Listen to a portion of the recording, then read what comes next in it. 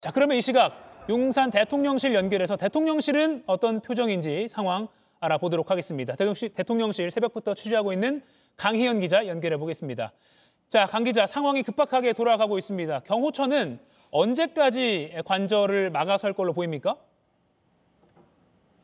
예, 양측이 예상보다 더 격렬하게 대치하고 있는 만큼 상황을 예측하기가 어렵습니다.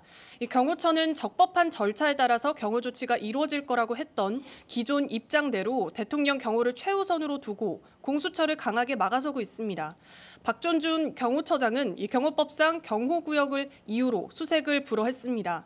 경호법 5조를 보면 경호처장은 경호 업무에 필요하다고 판단되는 경우 경호구역을 지정할 수 있고 경호 목적상 불가피할 경우 경호구역에서 이 출입 통제 등 위해 방지 활동을 할 수 있다 이렇게 되어 있습니다.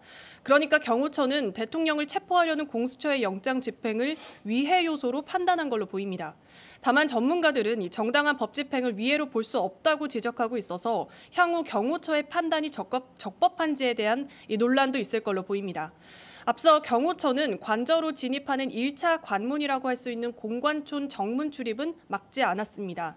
일단 수사기관에 협조하는 모습을 보이면서 어느 정도 충돌을 방지하기 위한 것으로 보이지만 이 관저 내부 진입은 강하게 봉쇄하고 있어서 대치 상황이 길어질 것 같습니다. 예, 그 경호처의 대응, 적법성 논란, 저희도 이제 이고은 변호사도 논의를 해봤지만 지금 국민 여러분께서도 저희 뉴스 특보 등을 통해서 다 목격을 하고 있기 때문에 향후의 평가가 또 나올 것 같습니다. 자, 그러면 윤 대통령 측은 이번 영장 집행에 강하게 반발하고 있는데 현재 대통령실 분위기는 어떻습니까?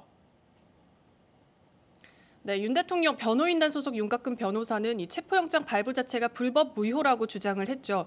윤 변호사는 오늘 입장문을 내고 이 영장 청구는 위법이고 영장 발부는 위법적 행위로 원천 무효에 해당하기에 이를 집행하는 것은 위법 행위에 해당한다라면서 추후 법적 조치를 예고했습니다. 대통령실 분위기도 이와 다르진 않습니다. 현재 대통령실 핵심 참모들은 대통령실 청사에서 이 관저 상황을 예의주시하고 있는데요. 오늘 오전 정진석 비서실장 주재 수석급 참모회의를 갖고 체포영장 집행과 관련한 대응을 현재 진행 상황 등을 공유하고 또 대책 마련을 논의한 것으로 전해집니다. 다만 내부적으로는 불법인 이 체포영장은 집행될 수 없고 따라서 윤 대통령의 자진 출석도 있을 수 없다며 강경한 분위기도 있습니다.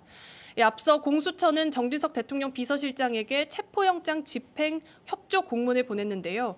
이에 대통령실은 대통령 비서실장은 대통령 경호처를 지휘 감독할 권한이 없음을 알려드린다. 이런 내용의 회신을 보낸 걸로 알려집니다. 지금까지 용산 대통령실에서 JTBC 강희연입니다.